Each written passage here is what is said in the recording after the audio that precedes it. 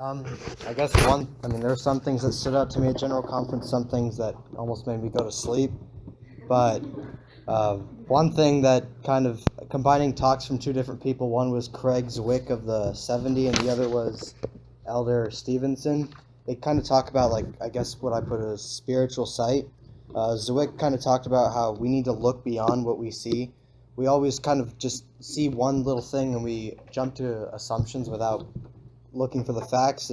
But if we look beyond the assumption, then we will find the truth. We tend to look through the outside, but that's not how God looks at us. He looks at us in the heart.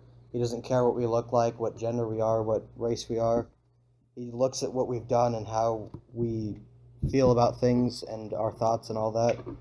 And that's, if we want to be like him and Jesus, that's how we have to look at people, is through their heart. And kind of in a different interpretation of that, Stevenson kind of talked about how he referenced the solar eclipse. If you look at the sun and the moon in comparison, the moon is tiny compared to the sun, but when it gets in the way because of our perspective, it obstructed the entire sun.